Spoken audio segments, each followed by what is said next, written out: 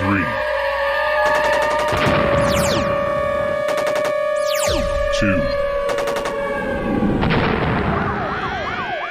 1.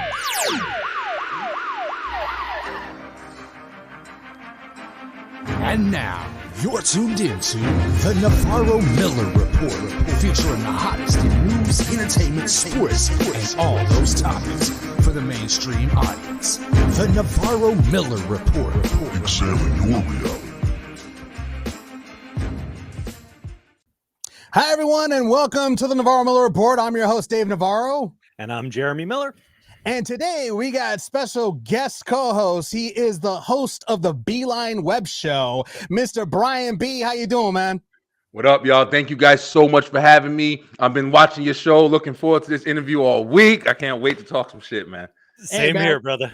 Hey, Yes. man, Turnabout's Fair Play. We were on your show, both separately because I can't be in the same, show with this guy because otherwise No, we do this enough already. Keeping us separate other times is no drama. much appreciated. we can't be in the same place together. It's almost like if the sun and the moon were together, it would create the universe would implode. It's too much, That's fine. That's epic shit right there. I can have that. Brian, I'm not one to blow smoke, but I had a ball on your show, and I hope you enjoy being on this one as much as I enjoyed being with you, man. Because I had a great time. It was one of the funnest ones I've done. So thank you so much, man. That means a lot, man. I'm glad. Like, I love talking with people, man. People of all different, backgrounds, celebrities, everything, bro. And it was a lot of fun talking to you. I still talk about your interview because you kind of helped my mind state on my whole kind of thought process behind child actors and stuff like that. And it was really refreshing to kind of get that new kind of perspective and everything. So yeah, it was great talking to you, bro. Dave too. Dave's interview. Hold on. Dude, you didn't even let me say it. I was like, Brian, you got to stop. You already had him on the show. It's done. Okay, you don't have to kiss his ass. It's done. All right. I'm sorry. You don't have to lie to him anymore. Okay. God, everybody always has to lie to this guy. I mean, come on. Oh man. Yeah, I'm glad to be here, man. Glad to be here. I gotta tell you, I had a lot of fun on your show too, Brian. If you guys, in case you haven't, in case you haven't seen his stuff, it's on YouTube. We'll go ahead and let everybody know where they can find your show. Definitely go ahead. He's got more than one show too. Yeah, you got a few shows actually that you do on different days of the week. You're a hustler, man. So mad respect to you. You're doing a lot more than we are because again, I can only take 2 days a week from this guy. Otherwise, I'll blow my freaking brains out. It's too much. I can't do it. Just 2 days then. Just 2 days then. Okay. Anyways, wanted to thank. I'm feeling so loved. Right. Well, you're great, Jeff. You're great, bro. I mean, you're used to this from me already, so it's all good. No, we have a wonderful show for everybody today. Wanted to welcome everybody to the stream right now. We got JC. Joni is in the stream, so watch what you say, JC. Watch what you say, because otherwise I'm afraid of her. I mean, but you live with her. We all are afraid of her, so, and with good reason. We got Ireland coming in here right now, Joe. Everybody, welcome to the stream. We got a lot of crazy stuff to talk about. But before we get started, as we normally do, again, hashtag Jeremy get a TikTok. We're gonna go ahead and don't got one yet. Yeah, get one of them, Jeremy. TikTok is fun. I'm addicted to TikTok, bro. I'll stay on TikTok for 450 years. That's exactly why. I love TikTok. How my friends get sucked in, how my fiance Joni gets sucked in. I barely have the time and energy to keep up with my Facebook and my Instagram, much less getting into, something. That's my whole pushback. I have nothing against it, but I can't devote any more time to social media than I already do. Join the dark side. Yeah. Wish I had that shit. He showed off on my show with that shit too. I'll just change my voice. I don't care. He does it all the time. I'll just be different. Fuck it. A dick and just get TikTok already. It's so cool. I want one. I'm gonna buy one tomorrow. I'm telling you right now. That's a lot of fun. I love it. I enjoy doing it. Yeah. I mean, but it's because he doesn't have a TikTok and because I'm force feeding him these videos, I force feed him blind reactions. Now on TikTok, normally people blind react on TikTok, but since he doesn't have one, I am forcing him to watch these and get his reaction. Now this one in particular comes from a FedEx driver. in a very, like she's in a predicament that she doesn't know what to do about. Personally, if I was in this predicament, I already know what I would do. But let's get your guys' opinion on this. So I work for Amazon. Please explain to me what I'm supposed to do in this situation. I opened my back door and somebody's dog crawled in my front seat.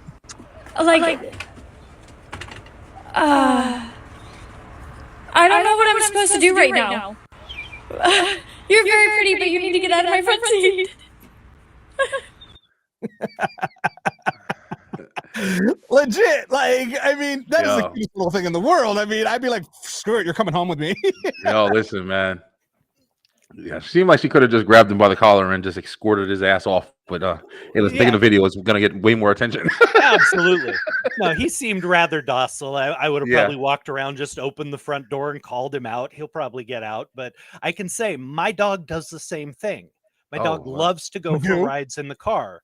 So when we go for a walk, if somebody in my neighborhood has pulled over their car to get out or is getting in real quick, if we walk by them when the door is open, he will bolt to the door and try and get in their car. He doesn't know these people. My dog will literally get in any car, you know. When he walks by that open door, he's just like, "Ooh, car ride." So, yeah. I just recently got a dog. We've had a dog for about a month and a half now. We did, do the rescue thing. I was trying to get a puppy forever. I don't even know how long, but forever. And my girl was always fighting me. But then they put an ad in the paper down here in Georgia, and they were like, "Oh, we're about to kill like 160 dogs or something like that at a kennel." Wow. And so, I mean, when I tell you, like, that was like, say less. And there was like the flooded market was lined like it was a Six Flags, and everybody got a dog. And we went down there, and like we thought, it was all like pit bulls and adult dogs. And I'm sitting there saying to myself, like, I don't want no damn pit bull. I got 3 kids. I ain't trying to deal with that. But we found a dog, and he was like 2 years old, I think, and he was real sweet. And we got like the sweetest pit bull on the planet, man. And he loves everybody, but he will bolt. Yeah, I got a pit bull, man. I got a pit named King. I love him. He's probably in here somewhere. I don't even know, but that's what I was gonna say. Is I had a pit when I was younger. Probably besides my younger brothers, it was the only good thing about my step dick was he had this wonderful pit bull. And I've always loved pits. I've always loved them. They have a bad reputation. Any big dog, with especially one that has the jaw locking ability, can cause a lot of damage. I personally would have the same qualms as you. Even though I love pits, I would be a little hesitant at first to bring them around my kids. Man. But pits are wonderful dogs, as you're learning. I mean, they're great dogs when you find the right one.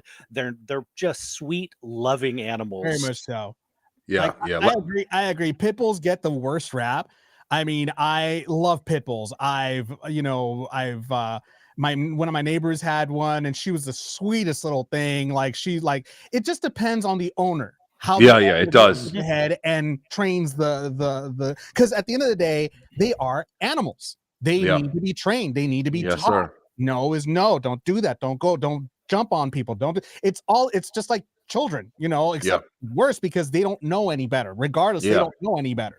I mean, we're humans. We're here to go ahead and teach them that no, don't do that. Don't go there. Don't, that kind of stuff. But some owners, they just, they allow animals to do what they want sometimes. And they go crazy, so it's one of those things where pit bulls, they get the worst rap, but they're the sweetest, like any dog. They are all sweet. They're the sweetest animals. So I mean, but that's my take on that. So with in this particular situation, I would have just taken the dog home. I was like, you're cute, you're coming home with me. I don't care.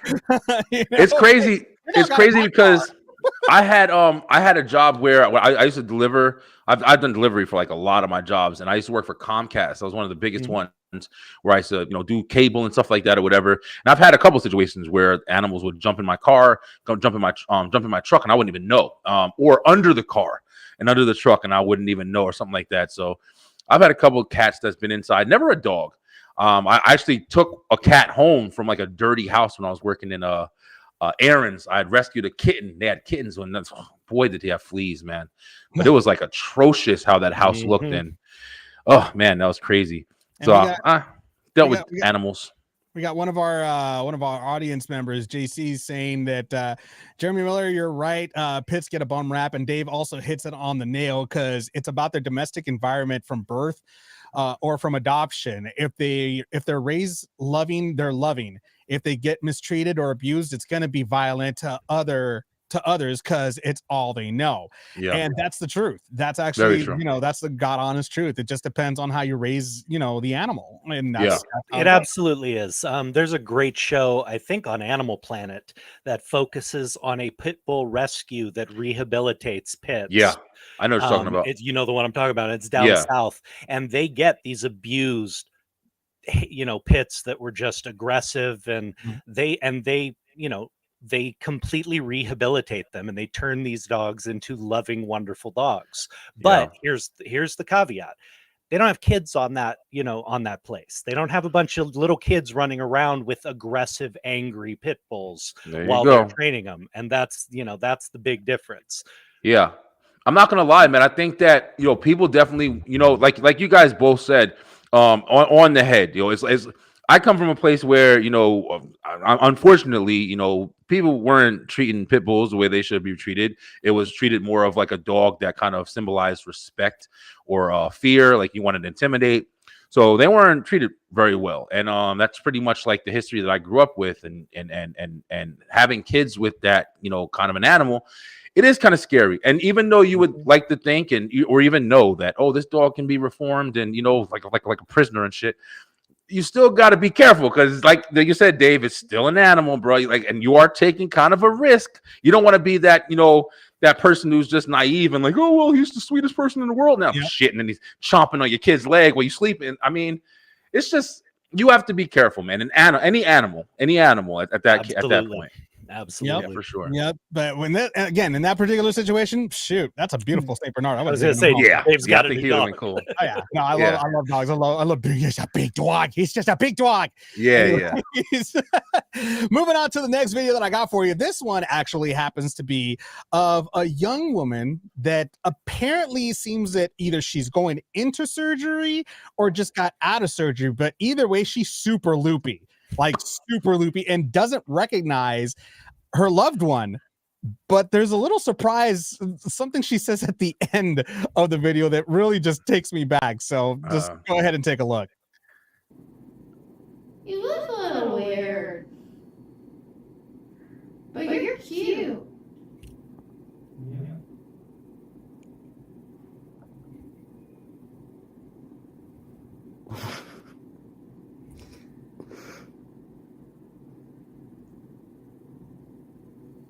You're funny looking. I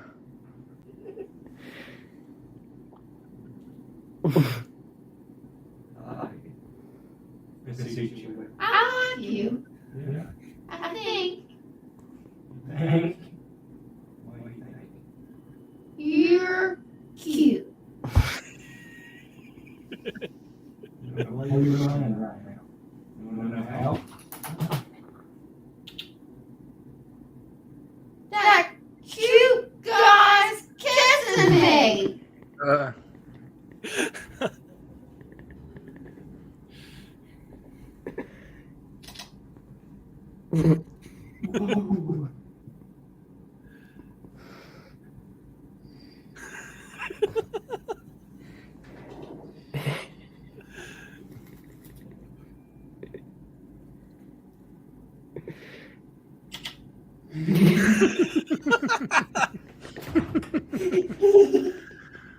She's in awe.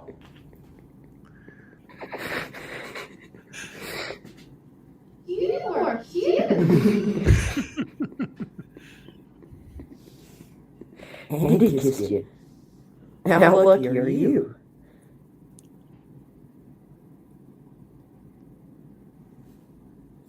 You reckon he'll take you out to dinner later too? Oh, yeah. Let's close off the whole beautiful moment. That last part. With reality. He can't take me out. I got a UTI. Oh my goodness. Yeah, that last line's hysterical. That's crazy. Almost sounds like a off the cuff excuse for a woman who wants to get out of a date. Oh man.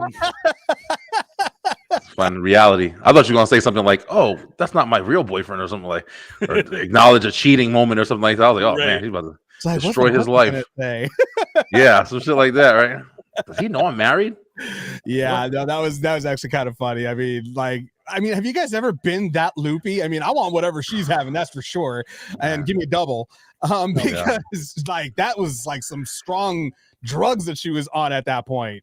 Well, I've come out of anesthesia a couple times, so needless to say, back then there was no cell phones, so I have no idea how looped or how messed up I was, because you wake up. I mean, twice I woke up getting into the car. I came to somewhat consciousness getting in the car.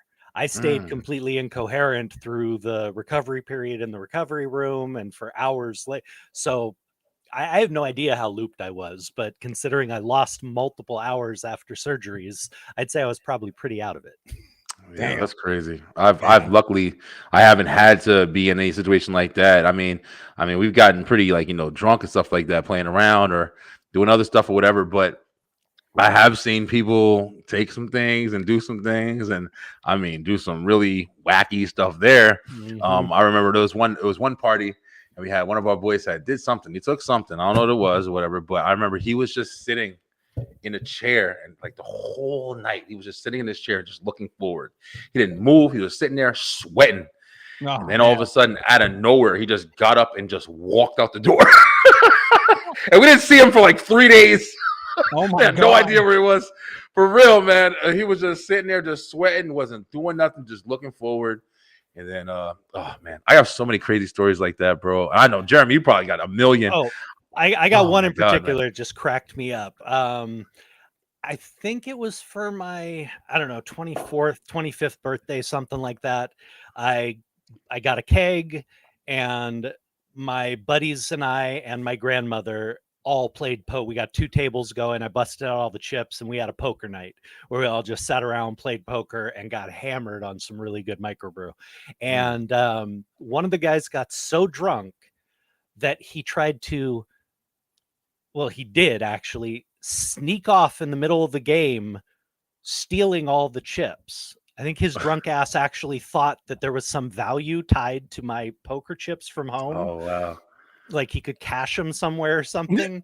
And he literally, we're all in, my garage was pretty big back then, and that's where we had everything set up so everybody could smoke and do whatever they wanted. And he literally just ducked under the garage door, walked out. We literally didn't see this guy for 5 or 6 days. He was hiding. Next time we saw him, I finally went to him. I was like, were you drunk enough that you actually thought you could cash those somewhere? He was like, yeah, I think that's what I thought. It's crazy, yeah. Oh my God. Yeah, I'm not even going to go into the stuff. I already told my drunk story last week. So I know you must have a lot too. You got a lot of club promoter and some man. So listen, many, you probably got so much. many I can't remember. Yeah, that's what happened. Yeah, man. Well, this last video that I got for you guys. So obviously, we know that that we're living in an age where there's a lot of neutrality, gender neutrality. There's a lot of we're trying to grow. And we're trying to, all of us, men can do it, women can do it. All of us are the same. We're all equal in this, right?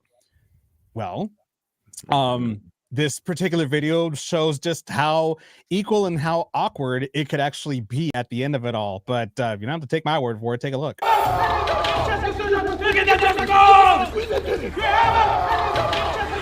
I'm going for PR. Can you hype me up just like that? Sure, I got you. Yeah, up. Good job. What was that? What? Hype me up like you hyped your friend up. Sure. Yeah, treat me like one of the guys. Yeah, dude, treat her like me. Gender equality. I will. All right, come on, show us how to go. PR, let's go. Come on, yeah. We're just like this. Big, I've never seen someone that strong. Good job, that's crazy. Turn. She takes a head from one of the guys. How I talk to my friends. Give me for the court, buddy. Listen, it's all neutral until that happened. I would have tried it too. I ain't gonna lie. I'd have risked it. I'd have risked it all for her ass. Like, damn. I'd have forgot the spotter for a second. Like, oh shit, yeah, keep going. yeah. You're doing all right. You're good. Oh, fuck that. Yeah, that happens. Yeah. I know I'll probably piss a few people off with this. I mean, everybody knows that I am an ally, that I absolutely support LGBTQ rights. And I mean, I have many family members who are either gay, trans. I mean, this is something I lived with and I know a lot about because of family members who've talked to me. But I will say, on the everything's equal stage, I got to step back from that a little bit, because I agree with Serena Williams.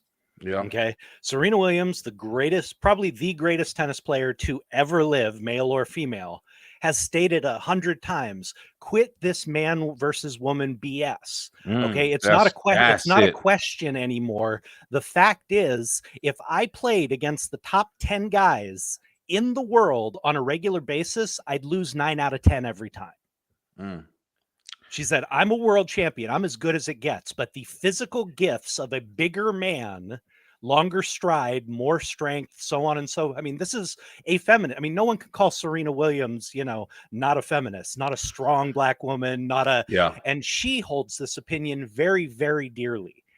And I know I'm probably pissing a lot of people off with that, but I got to side with Serena on that. I'm sorry. She knows. Yeah, you're not saying anything wrong, though. You're not saying anything wrong. In the world. And she even acknowledges that if she had to play the top 10 guys in the world on a regular basis, she'd probably lose 9 out of every 10. I mean, yeah, go ahead, Dave. I'm sorry. I can speak a lot on this right here, because this is like a regular topic for me. Well, I was just gonna say really quickly, for any complaints or any type of things, go ahead and check in our bio. Jeremy's info is right there. Make sure you do it. Attention, Jeremy Miller. Thank you very much. I don't want to get blamed for this. It's what's sad though? It's like, you have to be able to see both sides. You know what I'm saying? Like, the reason why people are so touchy with it is because it is something that is abused. Like, people do look at people differently and try to stereotype and all this other stuff. And you really shouldn't. You know what I'm saying? The reason why you got to go so drastic with this shit is because everybody formulates their opinion. Oh, you're a woman and you can't do this. And then the girl's like, what do you mean I can't? I can do this. And then they try to stand up for themselves. And that's why shit is so wonky, man. But if you want to be realistic, I don't think there should be all these, we're not equal. I'm a man, so I can lift 200. To be honest with you, there's a lot of men who might not be able to lift as much weight that I can lift. So, I mean, they're not equal either. You know what I'm saying? So it doesn't have to really mean equality. It's more like just respect people for what they do. Like, if a girl wants to play football and she feels she can, let her go. Don't put her up against the fucking Broncos. Like, go ahead and let her do her thing, see what she wants to do, create a team for her, whatever the case may be, if there's enough of them, and then let them ride how they want to ride, man. I don't feel like everybody needs to keep having these comparisons. That's why I think everybody's always got problems with everything, man. I love everybody. I don't give a shit. Like, I love everybody. Exactly. It is what it is. I love and hate everybody. I'll hate your ass. I hate everybody equally, okay? I'm a hater, so. Yeah, you have a lot of reasons why I hate you, not just what you like. I don't care about any of that. Just, That was always one of my favorites is, I got no time for racism, sexism, bigotry. There's too many other good reasons to hate people. I can tell you. And just so you know, Brian, somebody is saying hello to you. Says, hey, Brian, how you doing? Hello, he's saying what's up to you. And we have JC's also commenting about what we're talking about the topic. He says, Jeremy Miller, I totally agree. Man, on this Serena stuff, we need more equality and tons less generalization based on gender or anything else for that matter. So I'll say this right now. There's always outliers. I mean, look at there are plenty of stories about, Cheryl Swoops, one of the pioneering, female basketball players in the WNBA, going to Rucker Park in Harlem, and playing with the guys in the one-on-ones and running league and handling her business. There's tons of stories like that. So you can never say, no, it can't be done. Right now we've already had multiple women who've played in the NCAA. Now, given at this point, we've only had one who played a non-kicker position. but she played offensive line and she was badass, man. So things are, I mean, you can never say never. You know what I'm saying? And there's always going to be outliers who love it and can push themselves just as hard and can try and get to that level. But in this particular case, careful where you put your hands. Right.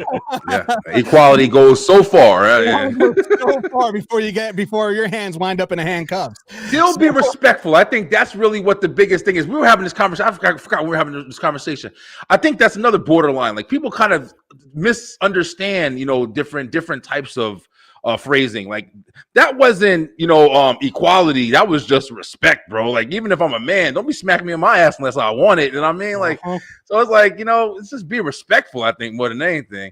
But it was for a funny video. I get it. Yeah, like trying to put a point and everything. But that was where it was going. Well, moving on to some crazy, outlandish news. Jeremy, you got something that is a pun on words, but so good. Abraham Lincoln, baby. God. I'm sorry, this isn't that outlandish, but I thought it was funny, man. So we have a AmeriCorps member named Blaine Parker who dug up what they believe is a 2-century-old quahog clam. And those are the biggest clams found off the coast of the United States. They say that the average clam is about 2.8 to 4.3 inches long and weighs up to a half a pound. This sucker checked in at 6 inches and weighed 2.6 pounds. Wow. Now, big clam. Apparently, just like trees, clams lay down a layer on their shell every year they're alive. So you can count the rings on their shell to tell how old they are. They counted 214 rings, which would have put him in the birth year of Abraham Lincoln, the same year Lincoln was born. Holy crap. And this man found the clam on President's Day weekend. Oh, that's interesting. Listen, it was So meant to be. little weird one there, but he was going to use it for clam chowder. That's why he was digging for clams out there. And he thought to himself when he first pulled it up, 2.5 pounds, that's like enough to make 2 different recipes worth of clam chowder. And then he realized, man, it probably takes a long time for it to get this big. Let me take it by the aquarium. And they said, yeah, it's one of the oldest that's ever been found off the coast of the United States. And because it was found in Florida, and they generally are found up in the Cape Cod and Northeast areas, they believe this might have been one of the earliest to migrate all the way south. Wow, he survived the Civil War. Jeez. Oh, yeah. Listen, man. Does it ever surprise you guys, like, just how much we don't know that we act like we know? Sometimes I have, like, these weird, like, kind of, like ideas in my head, and I'm just, like, sitting back. Every time, like, something new is discovered or something is talked about that you never heard of before, I just think to myself, like, damn, there's so much we don't know. We just think we know so much. And something just comes out the sky or out the ocean, and we're like, damn, we didn't even know that existed. Things live that long, like holy shit, like what am I doing in my life? Like I mean, as old as that clam is, I mean, you'd think he'd be clamoring for life. Oh, listen, this guy. Oh man, that was listen, Dave. I love you, but damn. Another one of those I might have to sign off. Dear Lord. Even I couldn't fake that one. I was like, oh man. Abraham Lincoln, come on, give me a little something there. In other outlandish news, this coming from Paris Fashion Week because it's happening right now. So this is the weirdest thing. A runway model gets lit on fire and does a runway. Like she actually walks the runway while she's lit on fire. Now, this actually happened in Paris, and it's all over social media. Everybody's talking about it. I saw the video for it. They actually lit this woman on fire. Actually, well, we don't know if it's a woman or it's a man, and she walked the runway. And so many people, Avril Lavigne was there, like a few other celebrities were actually, they witnessed this entire thing. My question is, this person's fashion shows are usually shows about, outfits that people are thinking about buying. How are you going to buy a flaming outfit? Like, I mean, it's like, it's like, all right, I'm going to go to dinner now. Light me up. Yep. Yep. Just walk around with matches. I don't know. Maybe they were going for a Hunger Games kind of thing. I don't know. Actually, that's what they were reminding them. They're probably going for a Hunger Games kind of thing, but here's the thing I got to take issue with you just said. the fashion shows are never about stuff people wear. Have you seen these outfits? Bro, Nobody that's crazy, wears this stuff on the streets. Nobody even Yeah. wears this stuff to events. Don't tell I mean, me unless you're, Lady Gaga or something, nobody's wearing this outlandish stuff. Them It's red boots. Y'all saw them Week red is about boots? pushing all those boundaries fashion wise. But 90% of the things you see on those runways, nobody's wearing. Could you imagine somebody was like, crazy. "Ooh, I'll pay about 2.6 million for that outfit," and then every night you go out, light me up.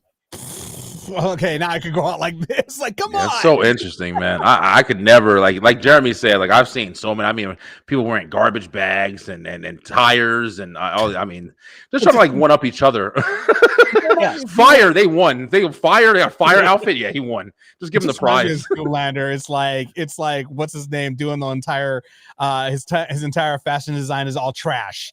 It's all like trash bags. It's all like, I forgot what he called it, but it's like Mugato actually was like calling it like the trash fashion or something like that. It was, I was like, ironically, that actually does happen in fashion. Well, yeah, they're not far off. I tell you, I've seen it. Yeah.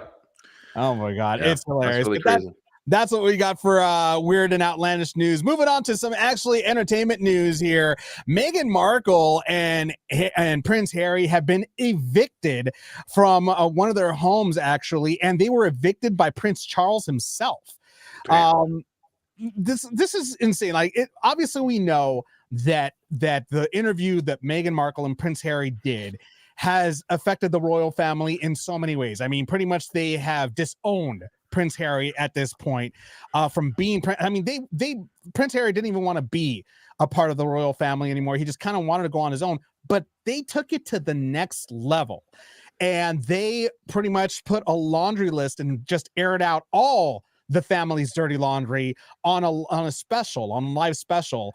And this has created consequences to the point that now look what's going on. Now Prince Charles, or I'm sorry, King Charles, I should say, has evicted his son and his son's wife from a home that they thought that they were welcomed in.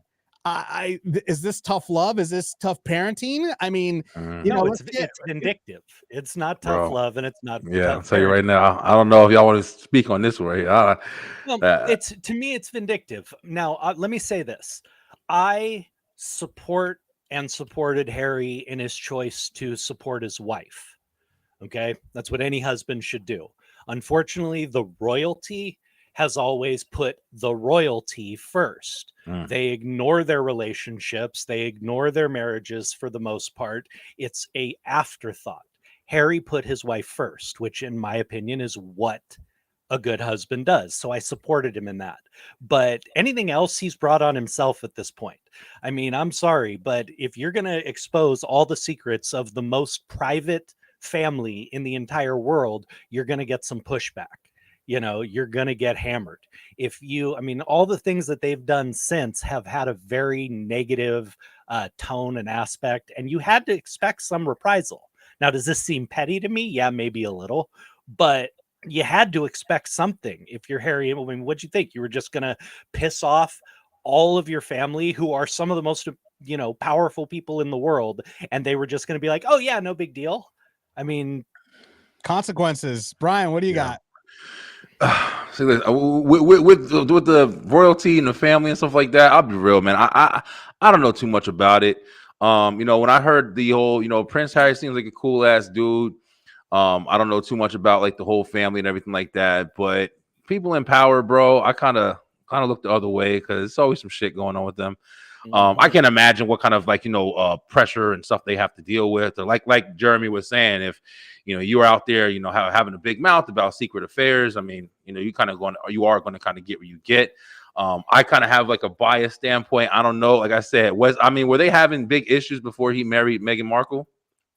No, it was not that anybody knows. Again, you're talking about an extremely private and family that does not, and the media and everybody else, they kind of try and keep that stuff on the down low. So we don't know for sure, but for the most part, there was issues with Meghan and the family. They had issues with her. That's what I heard. I thought, and he basically decided, my wife is more important. I need to put her first. And there was also the topic of race also. It's been talked about, and there have been quotes that have been attributed to a couple of the princes and King Charles and a couple of other people that were fairly racist, comments regarding Meghan Markle. That's what I'll just be real. I mean, without me even knowing the story, honestly, like that's kind of where I thought, and it's nothing against it, but I mean, it's a logical kind of like, understanding that you can have, not knowing anything, even like it was just kind of an assumption, but I don't know. So I don't like to talk about shit I don't know, but I mean, I wish them the best. Please shit together. I'll be honest with you. It's been a tumultuous relationship. Like that's been a tumultuous marriage since day one.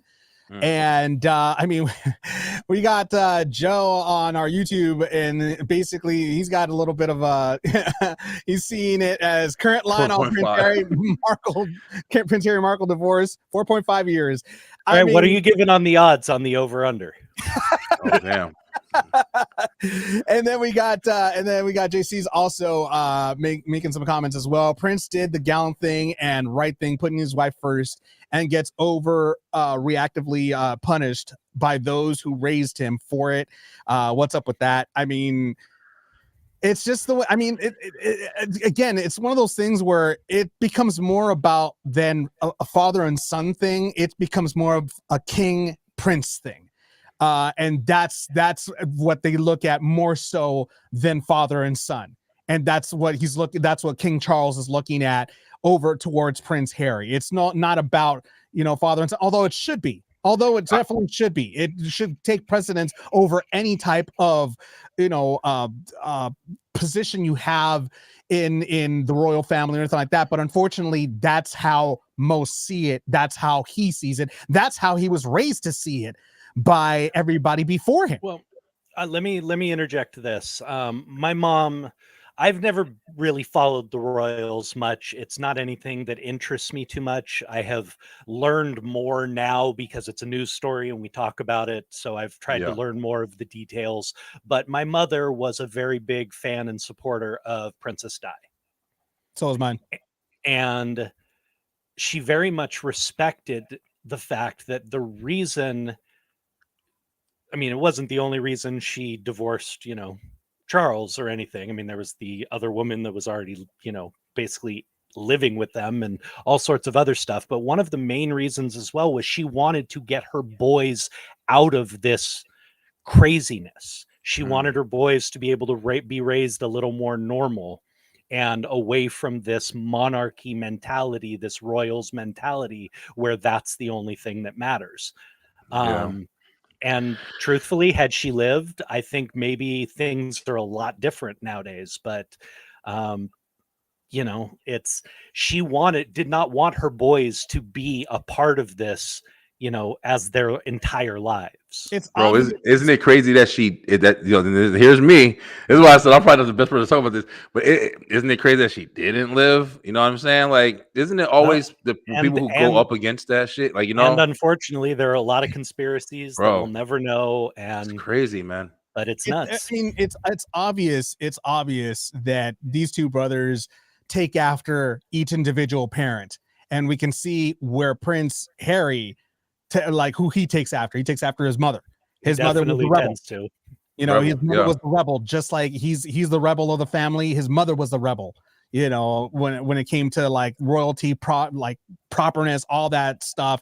We all saw why Princess Di was so loved. She was loved for that reason, because she didn't want to be a part of the monarch that told her, okay, this is how you're supposed to be. This is what you're supposed to say, not say, etc. She did her thing her way, and Prince Harry is doing exactly the same thing that his mother is doing. If anything, he's honoring his mother's memory by separating himself, because if his mother didn't want him to be there, he's doing what his mother, is having, wanted him to do. So, I mean, but still, I mean, even other celebrities have actually turned their backs on King Charles now. According to some news reports, Adele, Ed Sheeran, Harry Styles, and many more artists have declined to perform for King Charles III's coronation. So, last I heard, Elton John had also declined. Oh, damn. And that's a big one right there. That's a big one right there. Yeah. Now I could be off on that, but that was the last I heard as well, was that Elton also declined. So I mean, obviously, have a lot of feelings about this. Well, yeah, and like we were just talking about, man, it's a different world we live in, man. And I think that's another thing, like the royalty and the old traditions and all that stuff or whatever. You got to remember, man, we're living in a completely different world where there's so much more mixed together, you know, and not only just so much more mixture of people, but the exposure to different people is greater than it's ever been, because you can get online, you can connect with so many different people, see so many different people connecting. You can't be hidden anymore. So if you're trying to keep all your secrets and think everybody's going to fall in line with all this information, you can forget about it, man. I'm literally dealing with that. Not as grand, but I'm saying I'm dealing with that with my kids, man.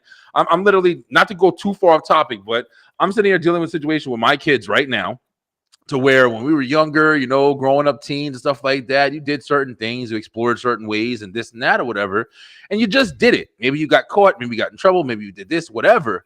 But now with like all the stuff that they have, whether it be cell phones, whether it be even the game systems where they can talk to people and network and stuff, they're meeting people, having stuff just on file, like, you know, text messages, Facebook messages, Instagram messages, pictures. My son's over here taking pictures of people without them knowing and sending text messages and stuff without us knowing. And stuff is permanent now, man. So you're constantly seeing everything that's happening. You're constantly knowing everything that's happening. It's harder to keep people in a bubble, man. And it's easier to kind of see difference and change and experience it, or want to experience it. So I don't think it's going to be easy for people just to have their old ways anymore, or have their, you know, not, whether it be racism, whether it be whatever. People don't want to go for that shit anymore, bro. That's just literally how it is. People are legitly standing up against it, even if it's not that, and they see a reason for something to stand up against. I feel like people are just trying to uprise to any fucking thing that they can, in a lot of ways, at least. I don't know. I agree. That's very true. That's very true. And again, you know, times are changing, so Yeah, it is what it is. In other entertainment news, what really happened with Spitgate? Now, everybody talked about this for the longest time, how Harry Styles, how they saw, there's a video that happened back in September of during the press junket for what was the for the press junket for the movie that Harry Styles and him were in, Don't Worry Baby. And everybody was talking about how when they were doing this thing where it was a question and answer type of thing, and Harry was about to sit down next to Chris Pine, and before he sat, he leaned over and it looked like he spit on Chris Pine's lap, and Chris Pine was clapping, then he stopped, looked down, and just smirked like, really?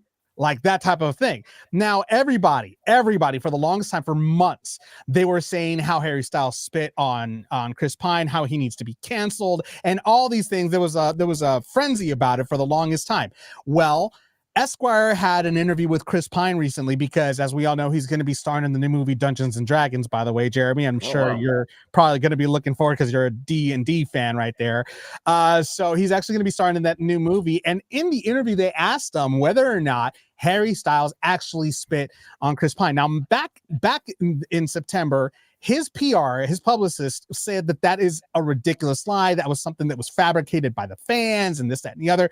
Now they asked the man himself, and he basically said, he actually went ahead and told Esquire, he said, Harry, quote, Harry is a very kind guy. I was on the plane and we're flying back from Venice, having a great time on the plane. And my publicist wakes me up and says, we have to craft a statement on what happened in Venice. She showed me the thing, and it did look indeed like Harry spit on me. He didn't spit on me. I think Harry leaned down and said, it's just words, isn't it? So he's denying that there was anything that happened, that he spit on him, but yet the fans are still saying, I don't know. I think something that you can get up and rise about. Like I just said, everybody's looking for a reason every 5 minutes. I mean, fans more fun to talk shit. Like, I mean, fans are still arguing whether or not he did or he didn't. Chris Pine himself is saying that he didn't, but I don't know. I see the video. Jeremy, I don't know if you got a chance to actually see the video. It looks like he did. I mean, he actually does look like he did. It does look like he did. But again, let me say, angles matter, distance matters, all these things matter. The small things that we think we're seeing might not even be there. So again, I think this is a whole bunch of much ado about nothing. I mean, is it possible that Chris, is embarrassed he didn't do anything about it, or feels emasculated a little bit, so he's trying to cover? It's possible, but we're never going to know. So, I think it's much ado about nothing, and it's the type of things that fans like to get riled up about. And I doubt the principal players in that are even giving it a second thought. I mean, B, have you seen the footage to this? I actually haven't. I don't know. I feel like I'm in a bubble sometimes, bro, because I literally don't. I've been missing out so much. But I try to pay attention to stuff, but it's like there's so much to pay attention to. But yeah, I didn't hear about this. I like Harry Styles. I like his music. He's a good kid. I didn't hear anything like this. He doesn't seem like the type. But once again, I don't know, bro. It's like, people do weird shit all the time. But I feel like if the dude personally came out and said, Chris Pine, which I respect, he's been in a lot of movies. I like Chris Pine for a long time.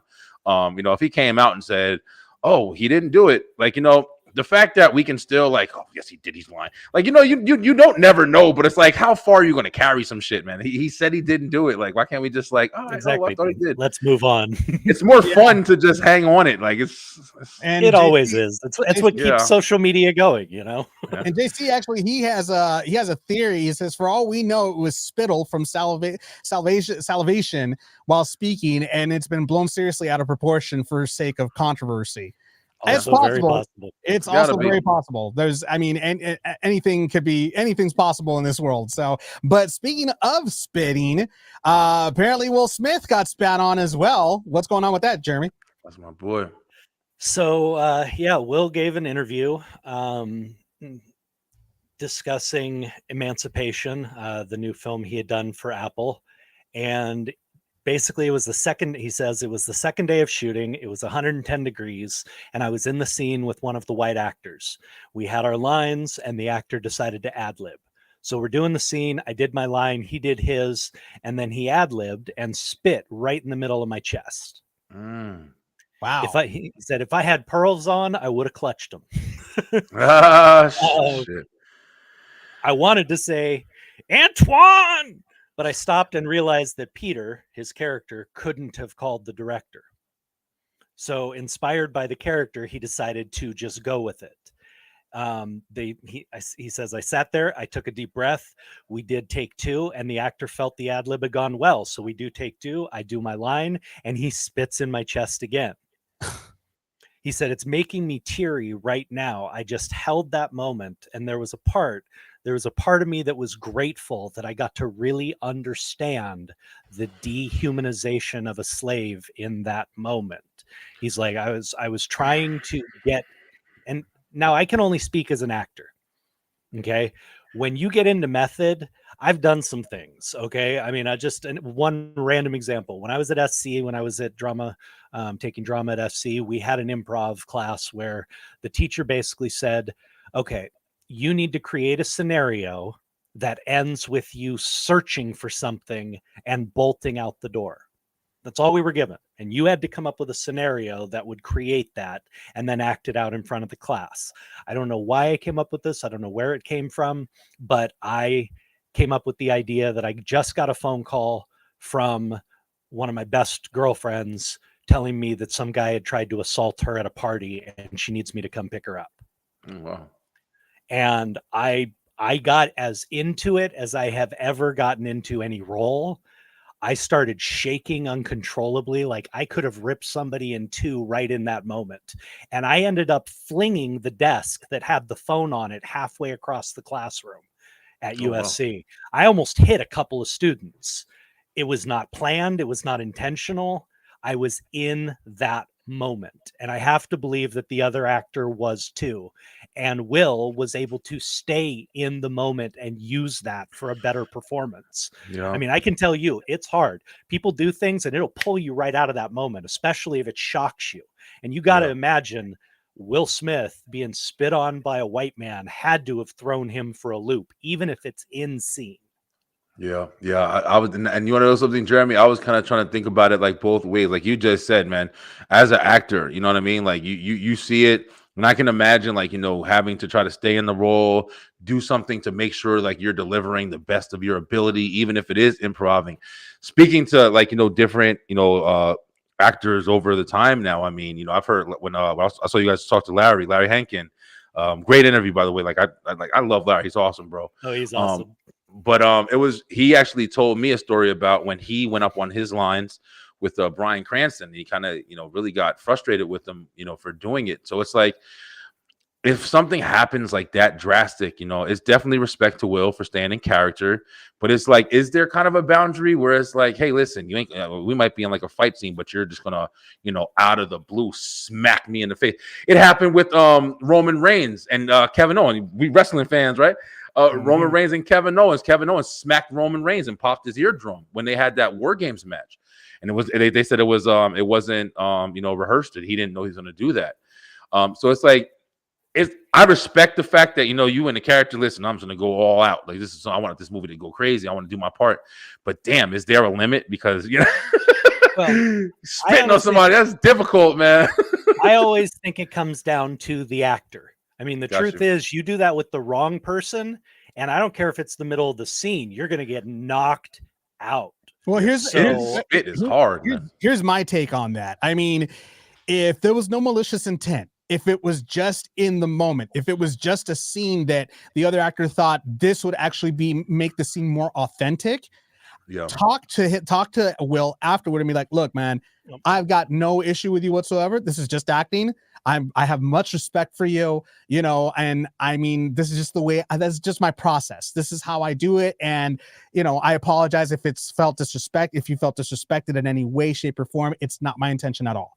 I'm sure some conversation along those lines occurred at some point, but the truth is, when you get in the moment, and as an actor, there's nothing better. I mean, it feels amazing when all of a sudden you do something you didn't even think about because it felt right at that second. You've connected with that character when those moments happen, and it's an amazing feeling as a performer.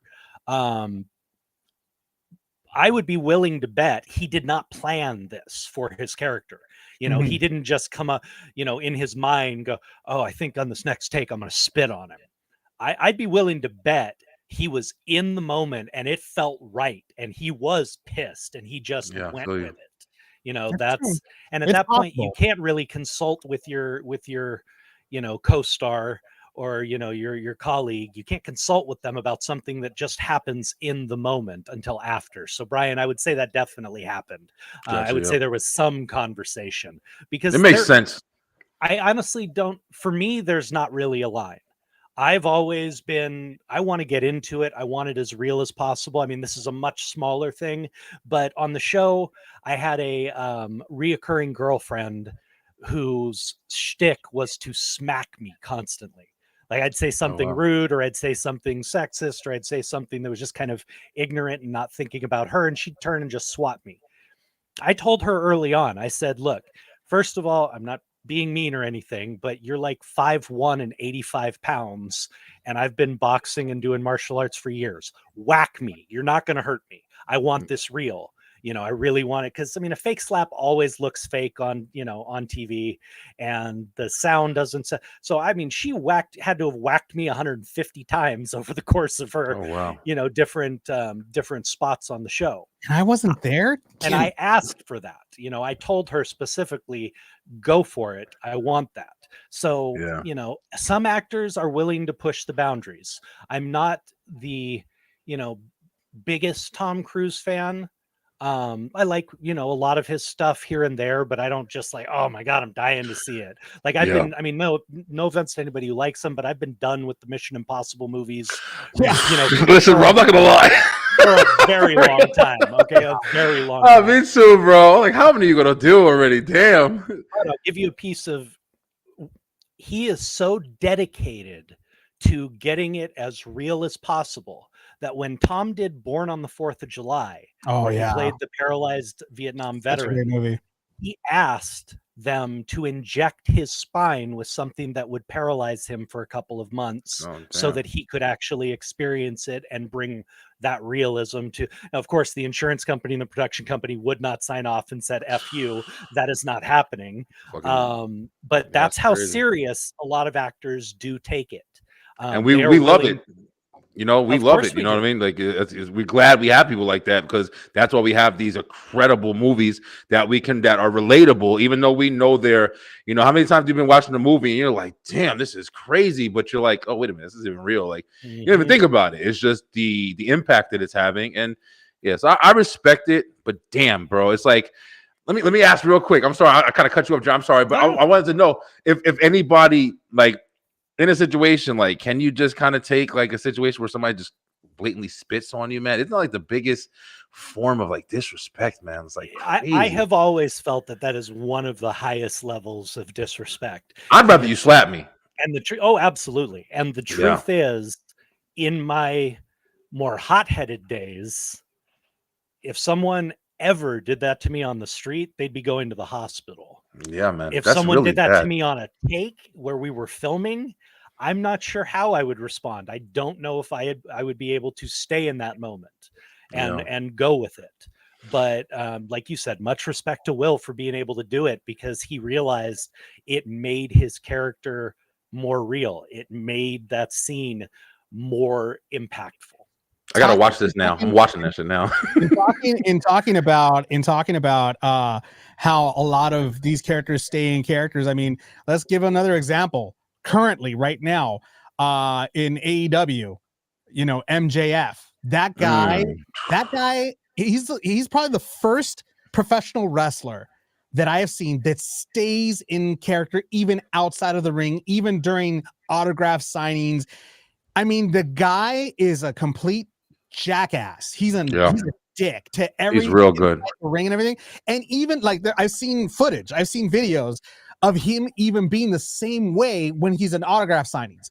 He's like, dude, what are you doing, man? You're such a jerk. You probably still live with your parents and, you know, in the basement. He took that character and he's rolling with it. And he's actually, like, so many people are so impressed by this guy that it's like, dude, you are legitimately acting this way. And it's amazing because you don't break character. You never break character. He's like, what are you talking about? What character? This is who I am, you know? And it's like, that's what I'm talking about. And it's just so amazing that, you know, these are people that do that. And it's just like, you know, I mean, it's just one of those things where you have to, like, it's impressive. It's impressive to see. I mean, Jared Leto is another one that also goes ahead and, you know, he takes his character to the next level. When he was playing the Joker, he wanted to be that character. He became that character. When he was playing Mobius, Mobius, I think is his name. He played that character. He was that character. There's a lot of method actors that go into it. I mean, Jim Carrey, when he did Man on the Moon. I mean, we can go to two of the greatest and most old school. I don't know if it still is the case, but De Niro was notorious for that. And the even more notorious person for that is Al Pacino.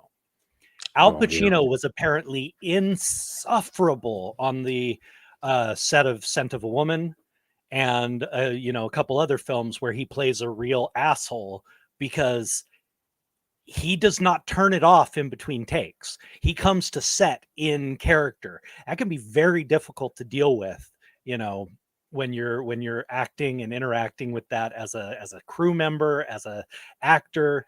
There are a lot of brilliant actors, and that's how they get there. That's their craft, and I respect it. But it can be difficult. I mean, Al Pacino has numerous stories about his method acting, you know, driving people to want to kill him, basically, on set. So I mean, it's got to be really challenging, man. Like you were just talking about, like, with MJF and stuff like that, to constantly try to play a character, man. Like, you know, like you said, MJF was one of the greats that is doing it now, keeping kayfabe alive. But you remember, you had Undertaker, you had like these people, like even like Rey Mysterio, like who doesn't like to remove his mask in public, or Sin Cara. Like these people are trying to make sure that they keep their character alive as much as they possibly can. And like you're saying, Jeremy, these people who are literally like, yo, listen, I want to make sure I'm the best, I'm the greatest, you know, whether it be spitting on somebody or whether it be, listen, if I'm playing this part, I'm this part until I'm done. And that's how you make it work for you. I respect the hell out of that, man. You're dedicating yourself to your work. And I think, like, once again, I think that's why we get some of the best results when that movie's released or whatever. And that's why those guys are legends, the people that you're just speaking about. Al Pacino, just like everything, like, you know, you can't think of a movie with Al Pacino in it. You like, you know his part, you know he's blowing it up. Bro, listen, man. I respect it. I love it. I don't know if I could do it. It's got to be so challenging. So many different personalities. Just think, mental personality disorder. But actors, even you, Jeremy, like, you know, people who can play different parts, you have to be personality disorder John. Like, well, I'll tell you, on that note, there is, in my opinion, one of the finest working actors today. There is a show on Amazon called, oh my God, I'm going to completely blank now. Reacher, no, Black. Okay, I can't remember the name. I can't believe I'm completely blanking. I had it a second ago, but she plays clones. At a certain point in this show, Tatiana Maslany, who is a brilliant, classically trained actress, plays, I think it is 9 different individual characters with their own personalities, psychoses, and otherwise. I have seen her play up to 5 different characters in one episode. Can you imagine? And here, and you got some help from your fiance there. It's called Orphan Black. Orphan Black. There you go. Thank you. Check it out if you want to see one of the most brilliant working actresses today. Damn, I mean, she's absolutely amazing. She plays, I mean, the show's fun. It's very interesting. Very sci-fi kind of, you know, but realistic. It's a lot of fun. But what blew me away, and as an actor made me feel incredibly inferior, was her ability to be so incredibly believable and distinct with each and every character. I mean, gotcha. You almost feel like she's got to have a multiple personality disorder to pull it off. I don't know how you can keep all of that straight in your mind as a performance in one episode, in one day or 1 week of shooting. You have to play 4 or 5, 6 different individual characters with completely individual and unique personalities. It's amazing. Anybody who hasn't seen it and you want to see an amazing actor, she is just top notch. I mean, Jeremy, you can't say that, you know, that she made you feel inferior. I mean, you do a great job being an actor. I mean, you act like you like me since the day you met me. So I mean, or actually tolerate me since the day you met me. I didn't say I wasn't good. I just said that idea scares the crap out of me. Talk about a method actor right there, you know. So playing the part perfectly to this day for the past. I'm in the middle. I'm in the middle, guys. It's like I can't think of any sides. I'm gonna get, you know, drilled if I take any sides.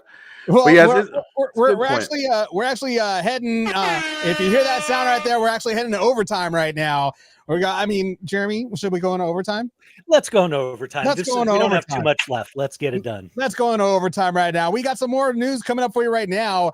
In sports, Lionel Messi's family grocery store gets shot up.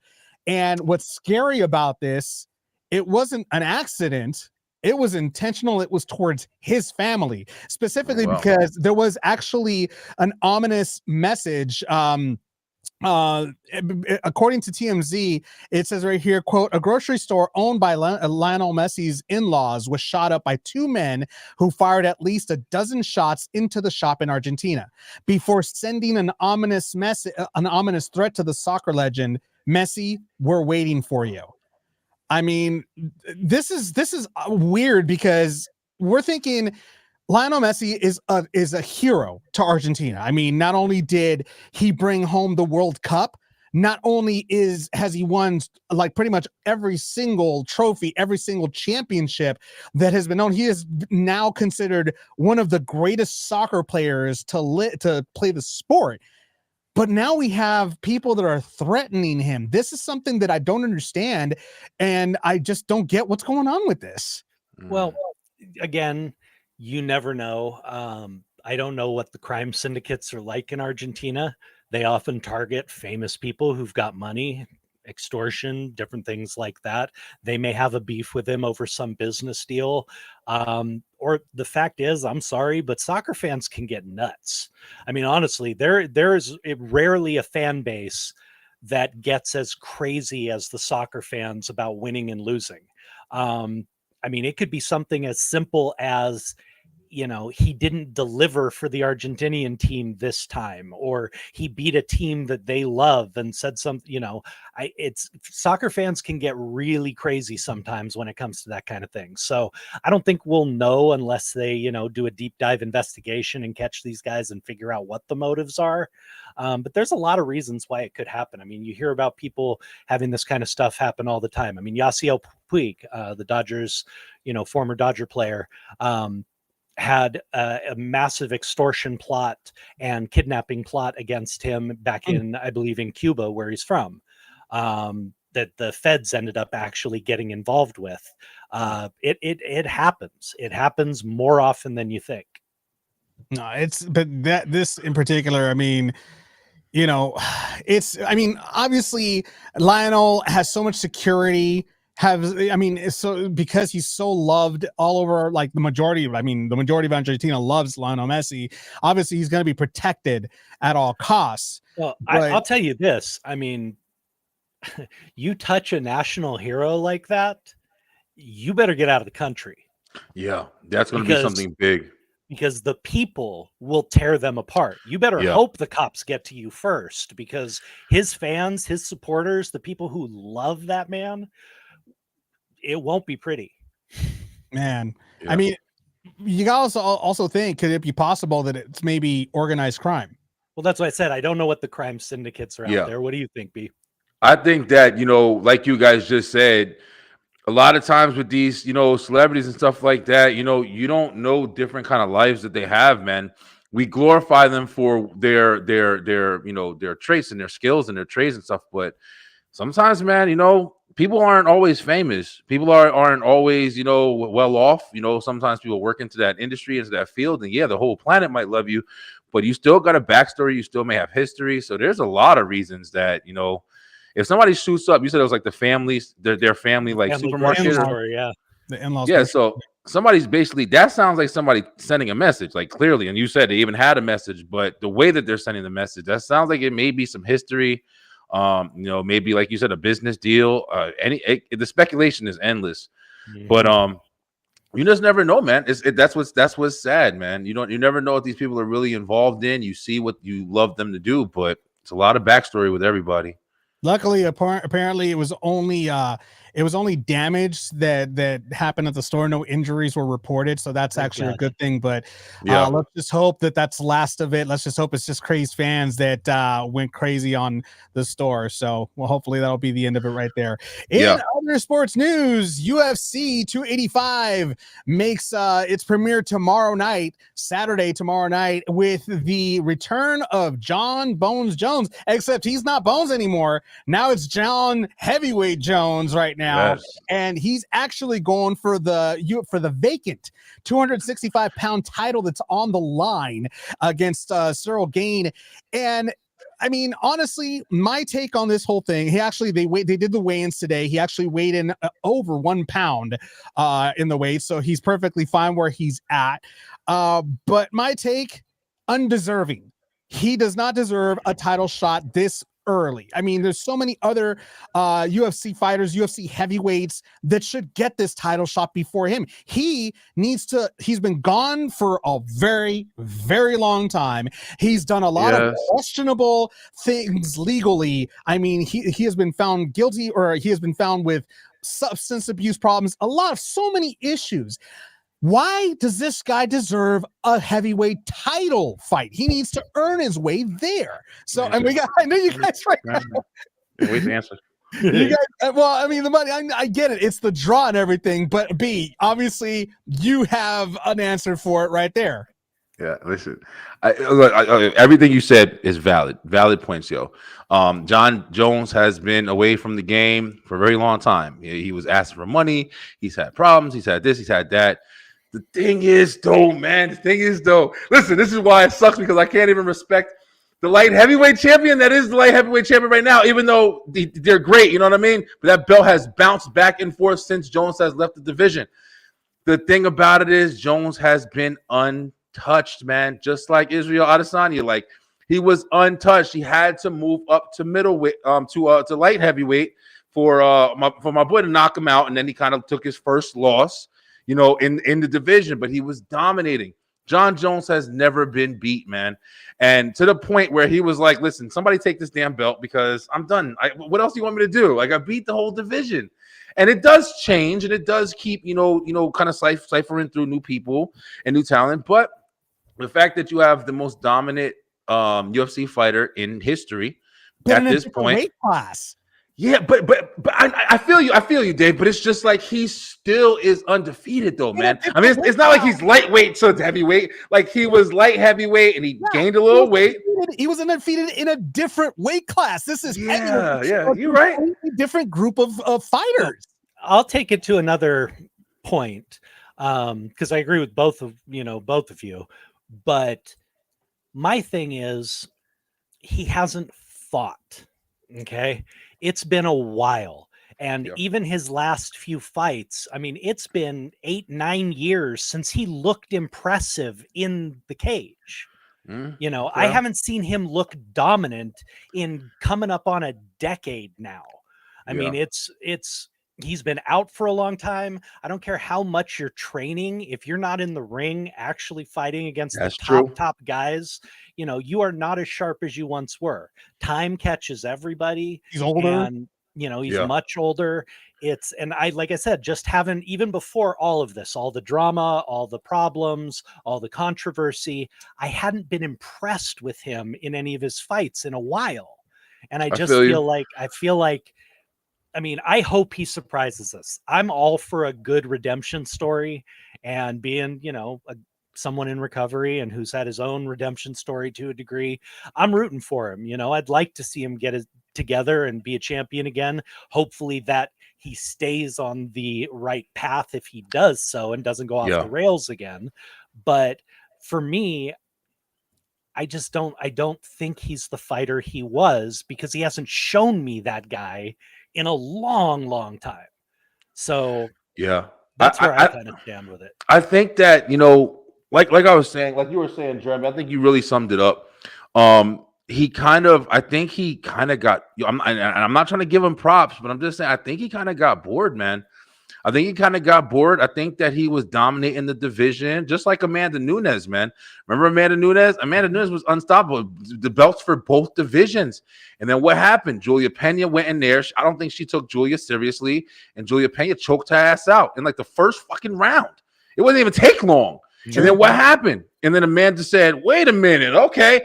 And then bam, she went back in the gym. Not even that much longer. Like, Julia held that belt for what, 4 months, and then Amanda went in the ring. Get my fucking belt back. You crazy? I think that, after you are so dominant for so long, man, it's just, you just kind of, maybe you don't try as hard, you don't train as hard, whatever the case may be. You see it in, in all sports. I mean, you do. I mean, it takes, that's what the legends are made of. The people who can sustain that, who don't lose that drive, who don't lose that motivation, and just can keep pushing. And those people are rare. Most people get that success for an extended period of time. You do tend to get a little lazy. You get a little lax. You've achieved all the things you set out for. So, you can, like you said, get bored, get stagnant. That's why there's so few true legends, because the legends don't ever hit that drop. Yeah. And he's obviously kind of a reckless guy. He does a lot of reckless stuff. Got a history of, I think this heavyweight, change is, I think it's going to light a fire under his ass. Like you said, he hasn't been fighting. He hasn't been really that impressive. And I'll agree. I love John Jones. He's won. He hasn't lost still, but he hasn't been as impressive as he was in previous times. I think that he's going to take this, and I hope he's not sleeping on Gane, because he's a beast. And I think he almost took out, Francis. So I think it's the perfect match for him. I don't really know who would have stepped in. I don't know any other heavyweight that. I mean, you got it's kind of the heavyweight division's a little light right now. It is. Derek Lewis got knocked out. Curtis Blaze. Everybody's got knocked out. I can't. Only Bam Bam was the only one out. What I would think, but didn't he got knocked out by Gon? Yeah. So I don't think that there's anybody really stepping up. I think Jones's place in it is the perfect position. I was looking so forward to Jones versus Francis. But I don't even know what happened to Francis. I don't even know why the hell they had to get him out. I know it was a money problem, he left on his own. We actually we talked about that too in one of the episodes. It was just, they couldn't see eye to eye. Dana White wasn't giving him what he wanted, and that's just the way it goes. I mean, he's like, "We're not Amy, we're done. I'm out." So it is what it is. And I mean, tomorrow night, the pay-per-view's tomorrow Saturday night. So you guys can watch it. We'll find out if this time off has taken its toll on John Jones, or if it's actually helped him out to, give him a second win. We'll see if his age plays a part in it as well, because I mean, he's going up against, younger guys that are hungrier and they're big. We'll see if the weight division has any type of, effect on him as well. A different weight class. Maybe he might be slower in the way he moves. There's a lot of factors. There's a lot of factors that could, in fact, have him lose this title fight or win it. You never know. We're not sure. We won't know until tomorrow. So make sure you check it out live on pay-per-view. It's going to be UFC 285. Check it out. In other sports news, Mahomes continues to be a menace. But which Mahomes are we talking about, Jeremy? Yeah, don't get in a tizzy. This isn't Patrick Mahomes we're talking about. So again, unfortunately, we're talking about Patrick Mahomes' such a menace. Little brother, Jackson Mahomes, who is literally the definition of entitlement. This is a self-important YouTuber who believes he is something because his brother is a world-class football player. He's had numerous run-ins. He's been thrown out of numerous bars and restaurants for abusing staff and, verbally abusing people and, throwing drinks on people. He dumped water on fans at one of the Kansas City games. He comes off as an entitled little prick. And now he's facing allegations of assault and also sexual assault for shoving a 19-year-old male waiter and then grabbing the female owner of the restaurant and bar by the throat and kissing her against her will.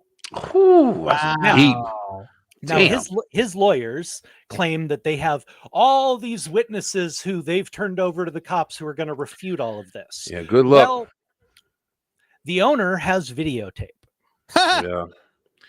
So she has videotape of him in her office when he assaulted her, which guess what? There was no one else around. So there couldn't have been witnesses who viewed that. She has the videotape.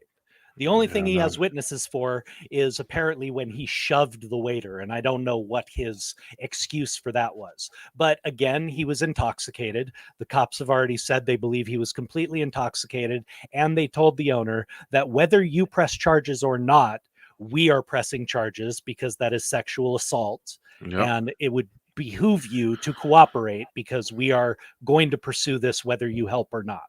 So again, to me, it's just another case of complete entitlement. You have a guy who hasn't done squat, who thinks he's really important and he's really somebody, when his whole claim to fame is, his brothers won 2 Super Bowls. He's got no talent. Yeah, good luck, dude. But he acts like a complete douche to everybody he meets and, thinks he can get away with anything. So hopefully if this is proven true, the cops, throw the book at him a little bit, give him, there's only so much they can do for a shove and a kiss, but I hope they give him, the max sentence they can, because the guy hasn't learned his lesson. He obviously thinks he's special and he can do whatever he wants. He thinks he's above the law. He thinks he's above everybody. And JC just said it best. He said, never underestimate the saving grace of videotape, especially in cases like this. He hadn't got a prayer with that because it's incontrovertible. So, to be honest with you, if he is found guilty of it, that's, he gets what he deserves. The guy needs a lesson. He needs a come to Jesus moment. And he needs to understand that, your brother is the star, not you. Get it straight. I think that's also a problem with, some of these people, like we were telling Jeremy to get on TikTok and stuff like that. But I think with these people who really are just living by this, hey, I'm going to make a name for myself so people can like me, or if that's even the case.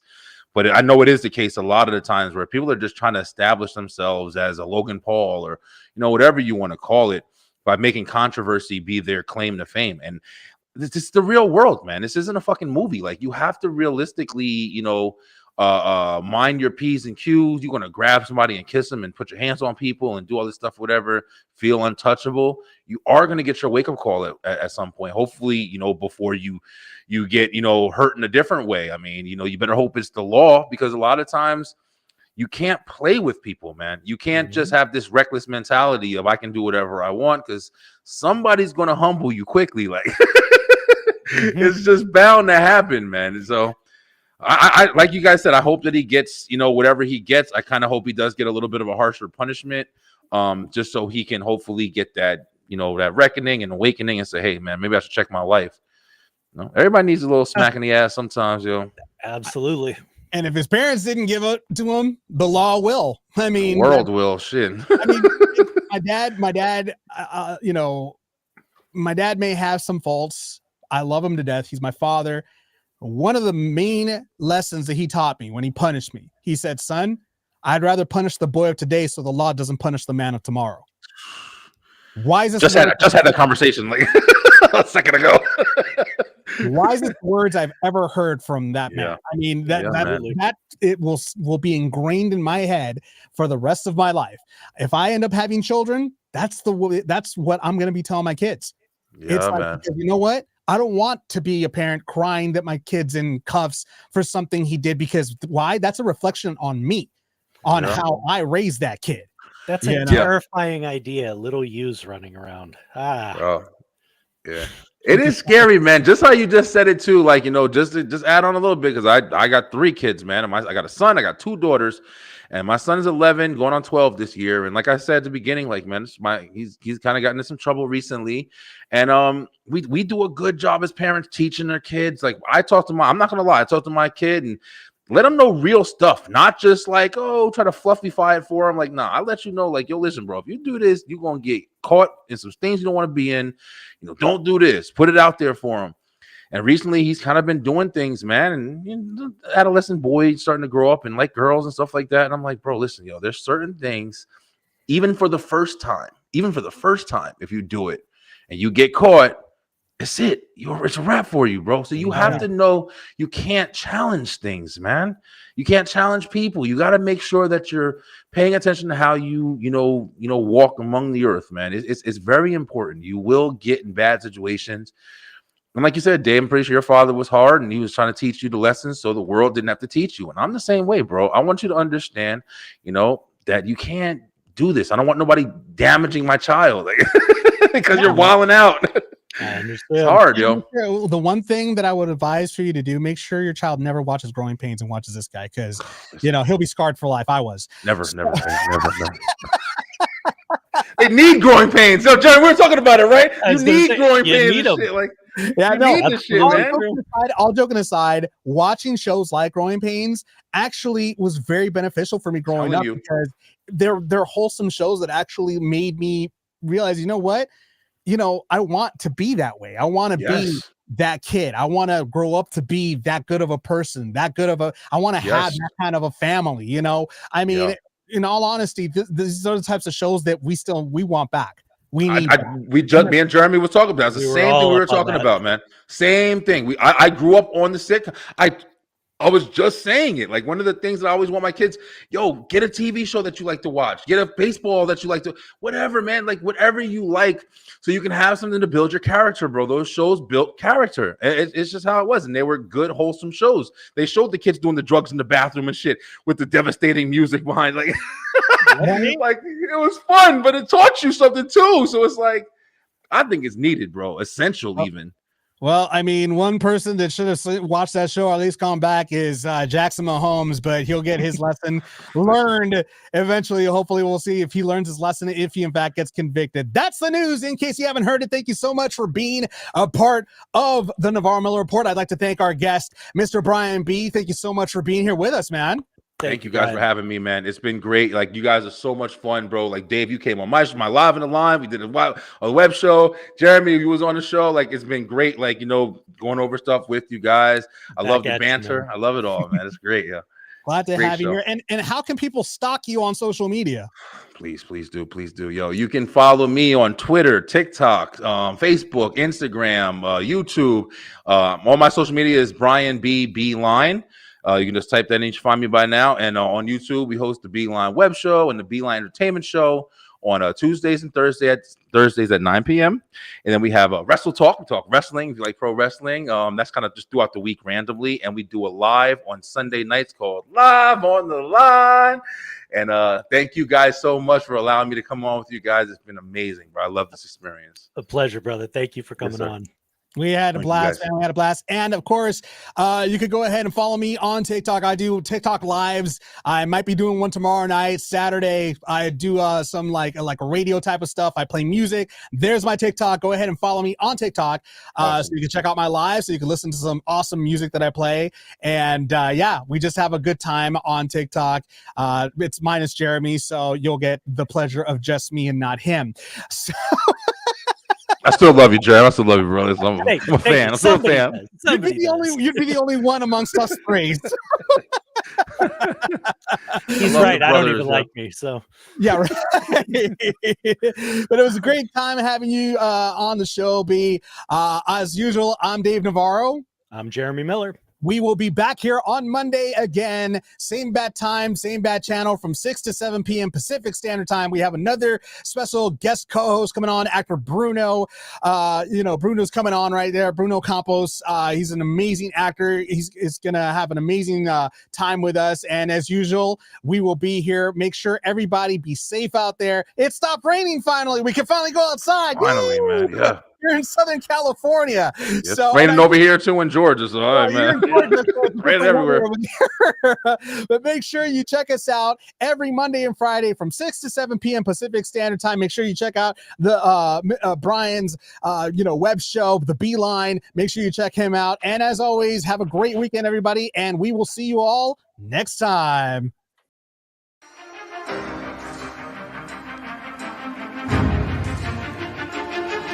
You have been listening to the Navarro-Miller Report.